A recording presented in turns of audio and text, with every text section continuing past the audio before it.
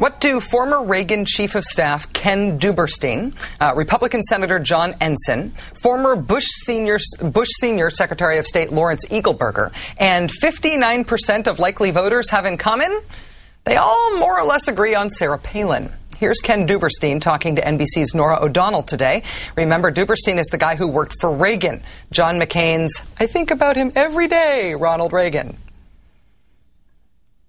I think it has very much undermined the whole question of John McCain's judgment.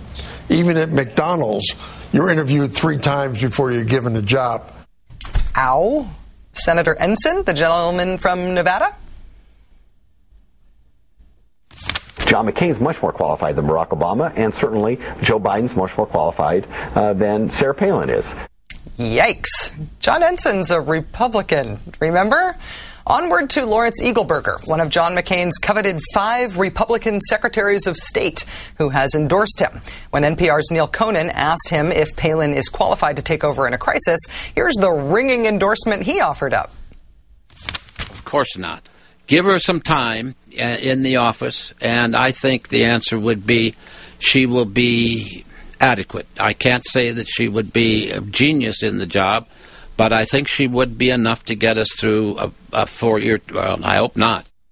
Wow. Today, Secretary Eagleburger tried to get back to the company line. He went on Fox News and said he just wasn't thinking when he said Palin isn't qualified.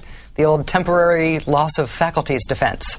That said, there are no Eagleburian redos among respondents in the latest New York Times CBS poll. Only 35% of those likely voters say they think Palin is prepared to be vice president. That's down 7 points from a month ago. And, you know, it's not just what polls say or what her presumed political allies say. It's what Sarah Palin says herself almost every day on the campaign trail. Like, for example, today. Let's not retreat from wars that are almost won.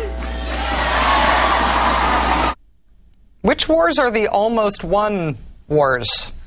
Iraq? David Petraeus won't go there, so Sarah Palin probably shouldn't either. Afghanistan? John McCain won't even go there, Governor. Still, the theory persists that she is the new face of the Republican Party. John McCain's view? Decidedly undecided. Here he was today on Good Morning America. Do you think that she is the face of the Republican Party going forward? I think to a large degree is vice president or I think there's no doubt. Has anybody ever worn that expression over the word or? Do you mind if we just play it one more time? I think to a large degree is vice president or. What's he thinking there? Or Senator McCain loses, or Sarah Palin becomes president. It kind of looked like McCain hadn't gotten around to thinking about those possibilities until that moment, and we saw it happen right there on his face. Most of the rest of the country has got to that moment over the last couple of months. We've been thinking about these possibilities. So what happens if or happens? Is this the start of Sarah Palin's ascent? Or has this campaign been the start of her demise? Joining me now, MSNBC political analyst Lawrence O'Donnell. Lawrence, thank you so much for coming on the show tonight. Good to be with you, Rachel. If John McCain loses the election, will all this criticism have destroyed Sarah Palin's political future? Is there a chance that this is the end of her short national political career, or is it definitely the beginning? There's nothing that destroys a political career like losing. Forget everything that Colin Powell has said and that his close friend Ken Duberstein said at the beginning of this segment. Losing is the unforgivable thing in American politics now. Take a look at the careers of the losers on the vice presidential ticket recently. Ask John Edwards what a great launching pad that was for his next presidential campaign.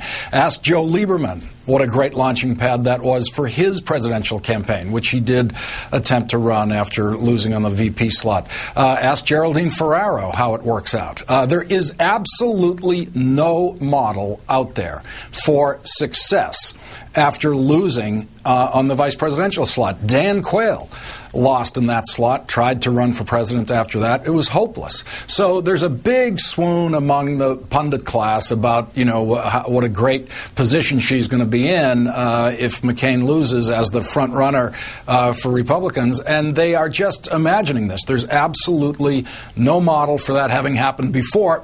And none of the people I named just then had such high negative ratings in the vice presidential slot as she has. She has created a whole new territory of negative polling for the vice presidential slot. In addition to the overall problem of losing as the vice presidential nominee on the ticket, do you think that it will matter whether or not she gets the bulk of the blame if they do lose? Does it matter if she is seen as the worst vice presidential choice politically in a political generation, if not in a century? No, I mean, look at how hopeless John Edwards' future turned out to be. And this is before he got into any scandal trouble, coming off of that ticket. And no one said John Edwards did a bad job running for VP. Lieberman did an okay job running for VP. It didn't matter. No one wanted to hear from him again as a national candidate.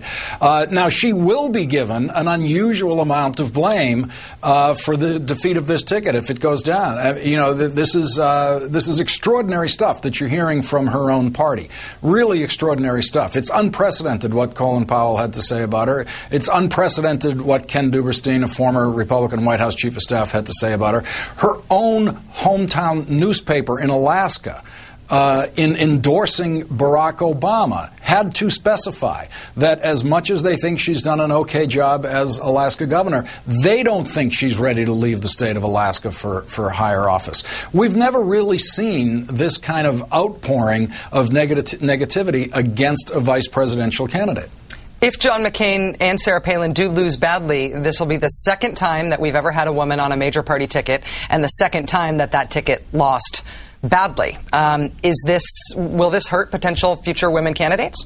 It will hurt token women candidates, which is arguably what you had in both instances, in Geraldine Ferraro and in Sarah Palin. But what Hillary Clinton showed and what other women senators around the country have shown in very strong statewide runs all around the country, not just in New England, but from New England to California to Arkansas, we have these very strong women Senate candidates who I think are showing all the time how powerful women candidacies can be. And they're beating very strong male candidacies all over the country. And Hillary Clinton beat every man running except for Barack Obama in her field. So I think the serious woman candidate is as strong a possibility as the serious male candidate. But picking someone because she's female, sticking her on the ticket, turns out to be a bad idea. Surprise. MSNBC political analyst Lawrence O'Donnell, thank you so much for joining us tonight. Happy Halloween, Lawrence. Thanks, Rachel.